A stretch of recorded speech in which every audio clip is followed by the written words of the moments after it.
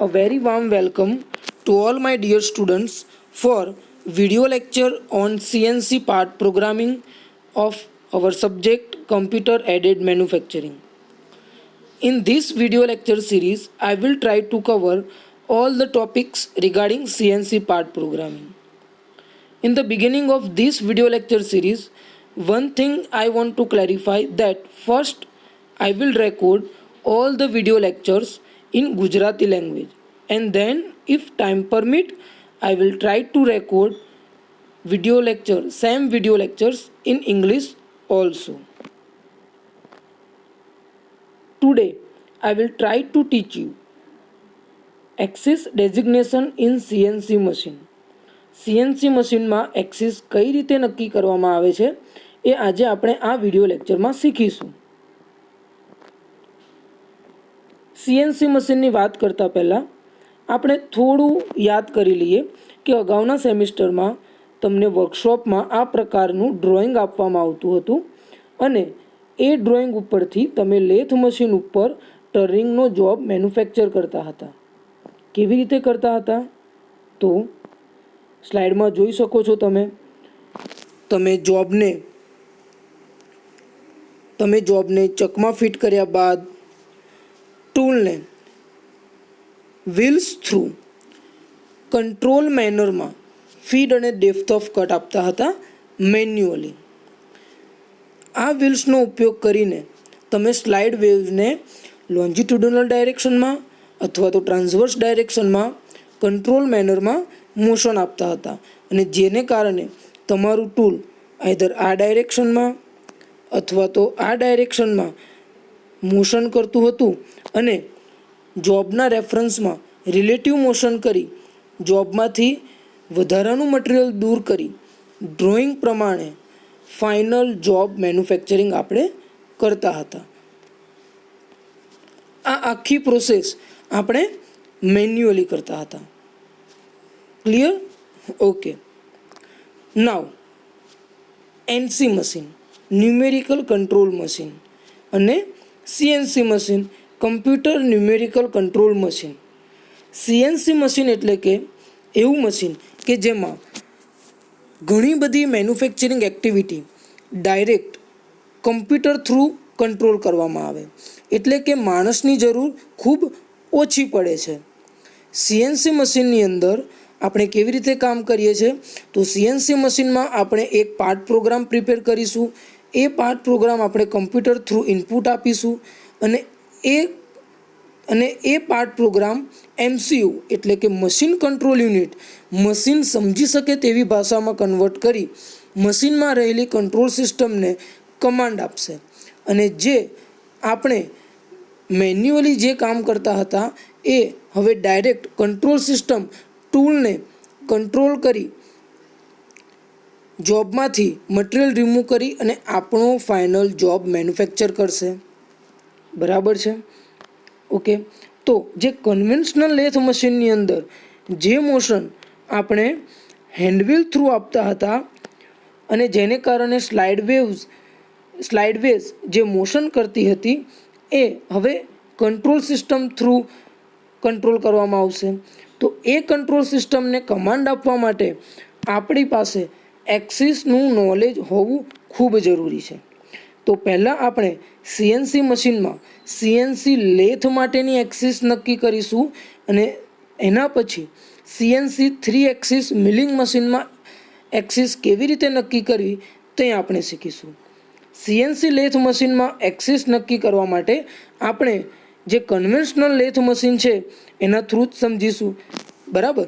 તો conventional lathe મશીનમાં કેટલી એક્સિસ હોય છે? કાર્ટેશિયન કોઓર્ડિનેટ સિસ્ટમમાં 3 એક્સિસ હોય છે, એક્સ, વાય અને ઝેડ. તો લેથ મશીન કેટલી એક્સિસ છે? લેથ મશીનમાં 2 એક્સિસ. બરાબર છે? તો આ 2 એક્સિસ કઈ હશે અને કેવી રીતે લેવાની એ આપણે શીખીશું.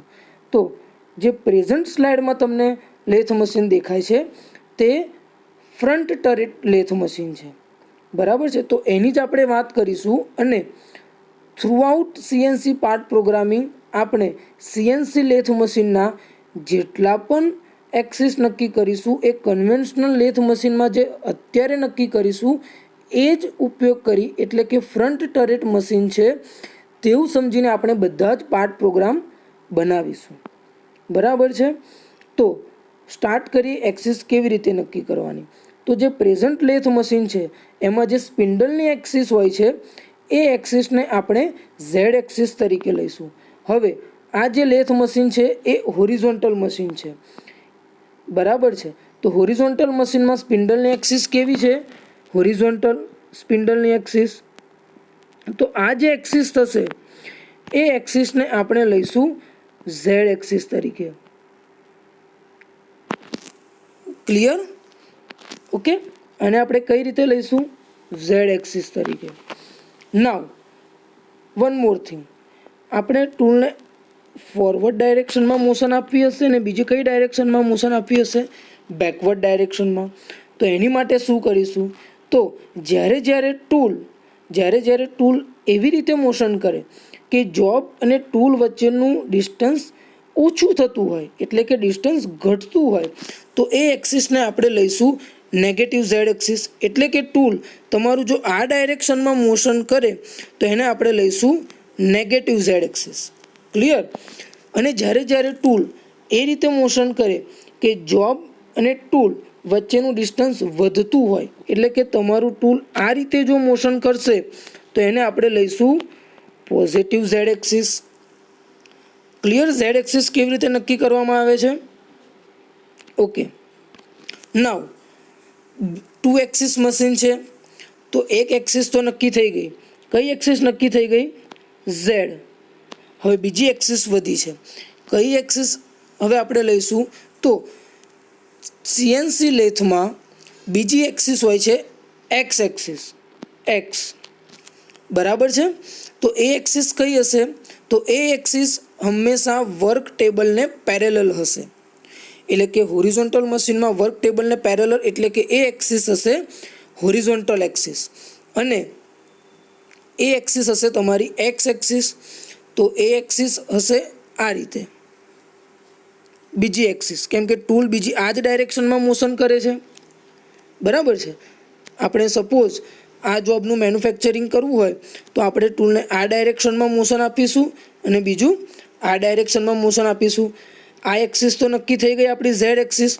તો બીજી એક્સિસ આવશે આપણી આ એક્સિસ, કે જેને આપણે કહીશું એક્સ એક્સિસ. ક્લિયર? તો એ એક્સિસ હશે હોરિઝોન્ટલ મશીનની અંદર આ એક્સિસ એક્સ, અને આ એક્સિસ થશે તમારી ઝેડ.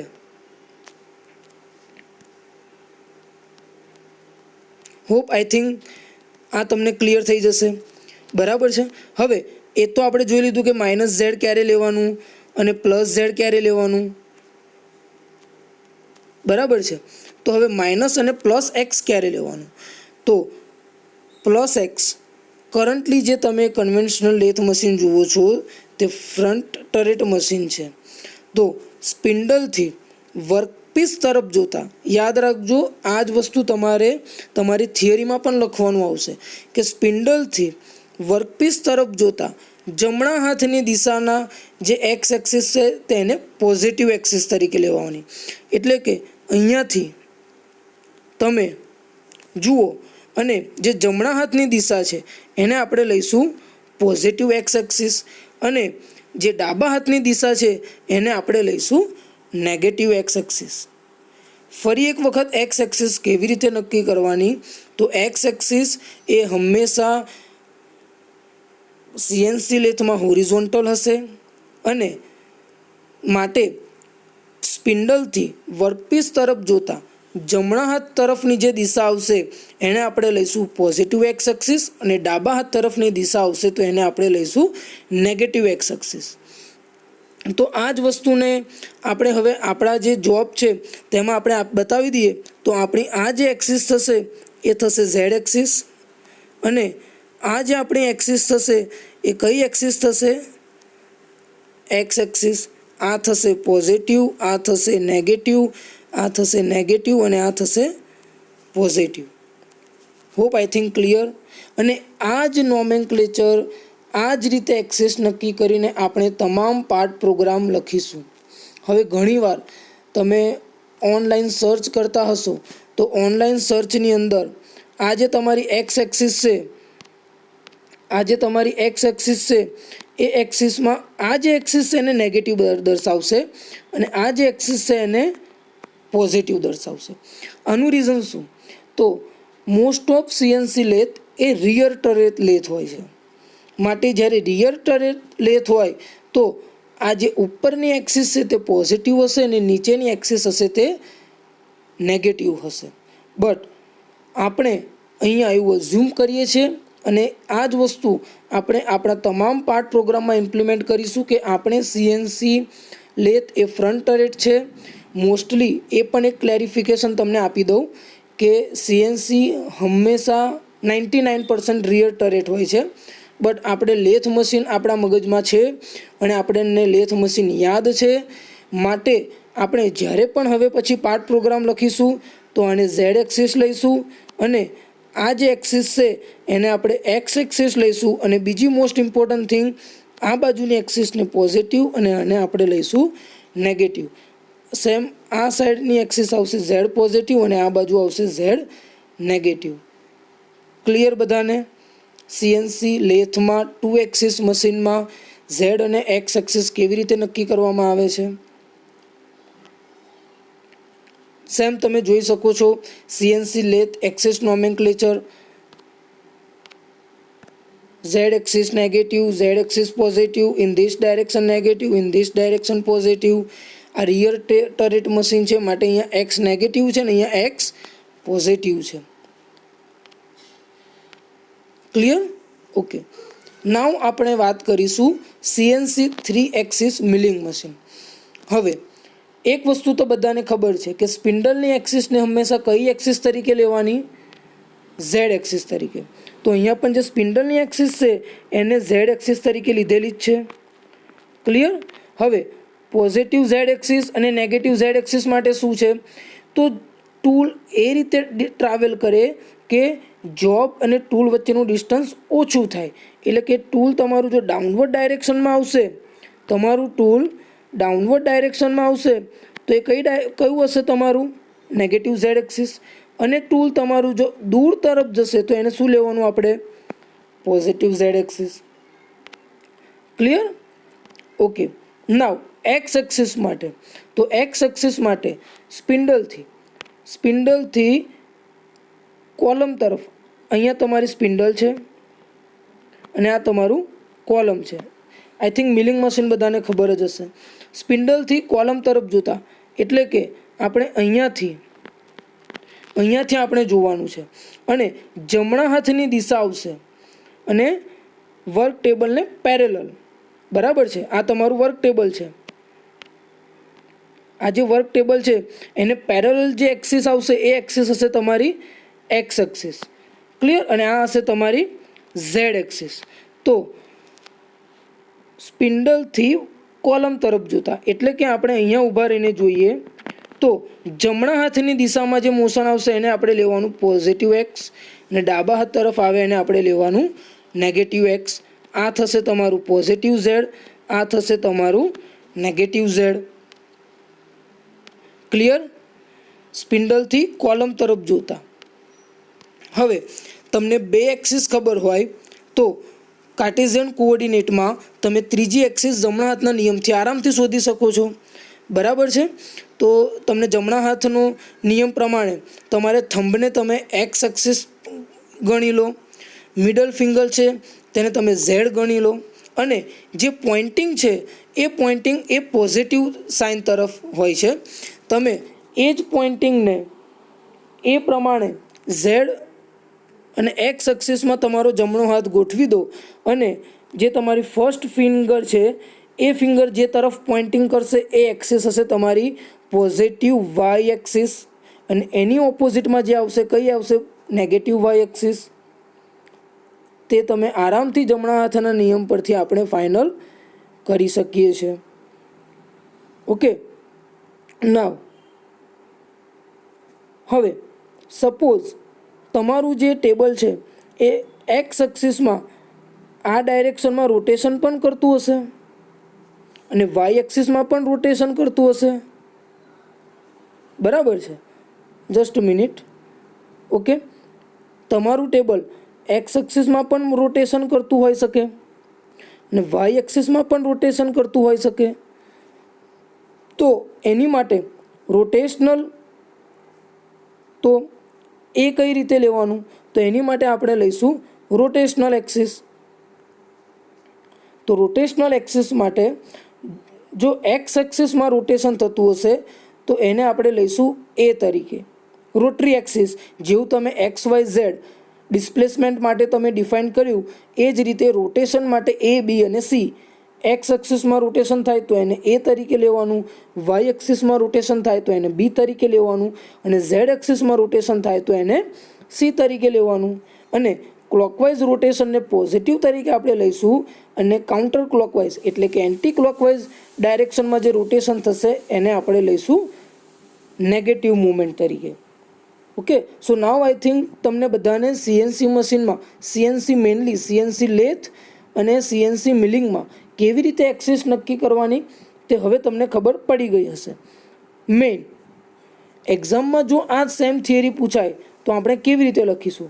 તો એક્ઝામમાં જો તમને આ થિયરી પૂછાય તો ફર્સ્ટ તમારે સ્લાઇડમાં દેખાય છે તે પ્રમાણે એચએમસી મશીન એટલે કે હોરિઝોન્ટલ મશીનિંગ સેન્ટર ડ્રો કર્યા બાદ તમારે ઝેડ એક્સિસ કેવી રીતે નક્કી કરવાની, સ્પિન્ડલની axis, negative Z, plus Z, then X axis work ટેબલને પેરેલલ, પ્લસ એક્સ કેવી રીતે લેવાની, માઇનસ એક્સ કેવી રીતે લેવાની, જે અગાઉ વાત કરી એ બધી જ વસ્તુ તમારે ફર્સ્ટ એક્સપ્લેન કરવાની.